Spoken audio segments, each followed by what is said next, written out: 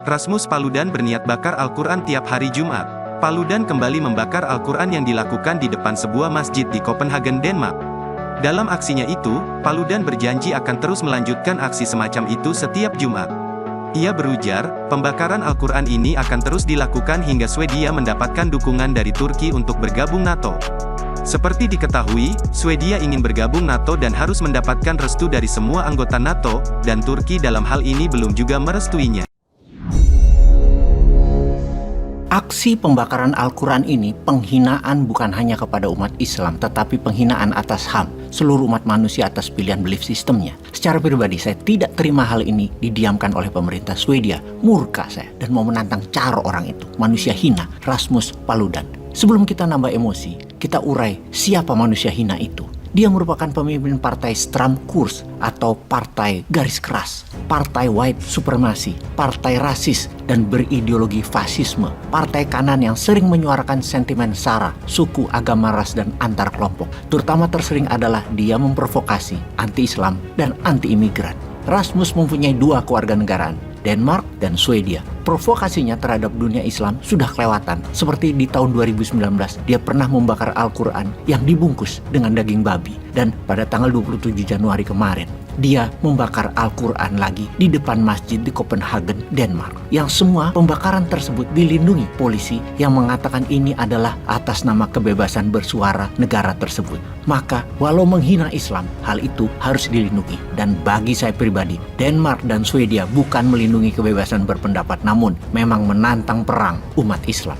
Oke, sabar sebentar. Kita manusia beragama yang rasional. Kita sabar sebentar sebelum kita membumi hanguskan manusia Rasmus tadi. Kita new mind, kita analisa lebih dalam. Kita melihat wacana lebih luas lagi. Karena kita sebagai manusia sadar harus melihat sebuah data agar bisa menjadi informasi dan menjadi knowledge. Baru kita bertindak. Pertanyaan, mengapa di depan kedubes Turki? Mengapa di masjid yang terbanyak orang Turkinya? Mengapa sangat spesifik Turki?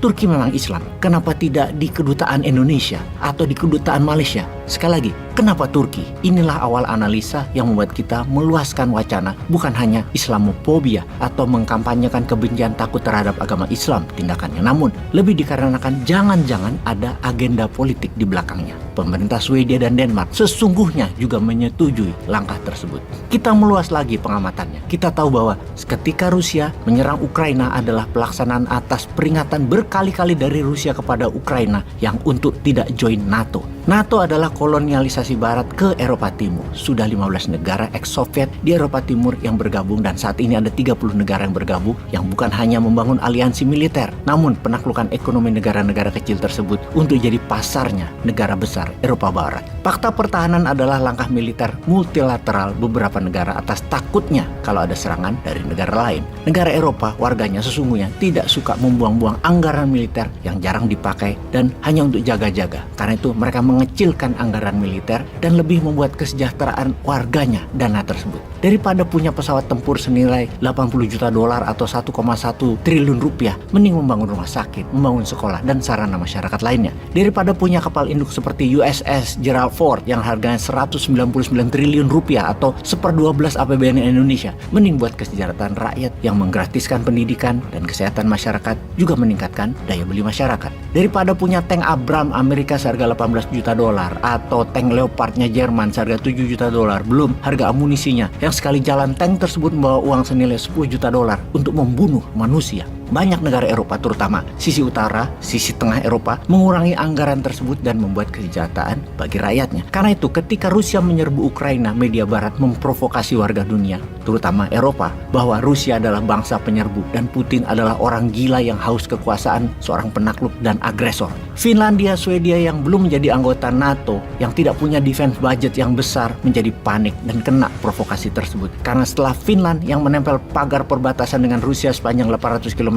panjangnya perbatasan Rusia-Finlandia, maka negara sebelah Finlandia adalah Swedia, bisa juga diserang Rusia. Padahal Rusia kecil kemungkinan menyerang Finlandia dan Swedia karena tujuan Rusia adalah menciptakan buffer country atau wilayah bumper untuk serangan NATO, di mana Ukraina yang memang pemimpinnya adalah pro-Amerika memang ingin gabung dan membiarkan NATO dengan Rusia untuk dogfight di perbatasan pagar negaranya. Dan kita semua tahu Turki adalah sahabat Rusia dan Turki punya ambisi menjadi pengendali Eropa, menjadi global player. clear. Pemimpin Turki, Erdogan, adalah pencinta sejati bangsa Turki dan negara Turki. Turki ini dijajah di banyak hak, termasuk Selat Bosporus yang membelah Turki dan membelah dua laut besar, Laut Hitam Black Sea dan Laut Marmara Mediterranean, yang dilewati banyak kapal niaga, namun Turki tidak dapat benefit apapun. Di mana jelas Erdogan akan mengambil hak Turki. Seperti halnya New Mind yang terinspirasi akan langkah Erdogan, akan meminta hak Selat Malaka kepada internasional. Ini kalau pemimpinnya seberani Erdogan, seberani Putin, seberani Xi Jinping. Bukan pemimpin pragmatis, populis, pro ekonomi oligar. Harus berani dan untuk rakyat. Itulah pemimpin ideal Indonesia ke depannya. Untuk itu, Turki punya skenario sendiri agar menjadi negara berdaulat dan pemain global. Di mana salah satunya Turki tidak mau anggota NATO ditambah. Di mana kita tahu syarat negara join NATO ke 30 negara anggota harus setuju 100%. Turki menghalangi Finlandia dan Swedia menjadi anggota NATO bukan karena pro-Rusia saja, karena Swedia dan Finland main dua kaki dengan mendukung Kurdi untuk merdeka. Suku Kurdi sebagian ada di wilayah tenggara Turki yang selalu mengganggu keamanan kesatuan Turki, yang mendapat funding dan mendapat sokongan untuk pergerakan rebel mereka terhadap Erdogan didukung oleh Swedia. Inilah geopolitik saat ini. Yang terbaru adalah memancing marah Turki, di mana Rasmus berkata dengan tegas akan membakar Al-Quran setiap Jumat sampai Turki mendukung Swedia jadi anggota NATO. Rasmus, lu bukan nantang Turki, lu nantang umat Islam. Dengan ini, resmi Bosman mengatakan tak tantang carok kon. Nih celurit, tolong kirim ke Rasmus dan polisi Swedia minggir kon. Tol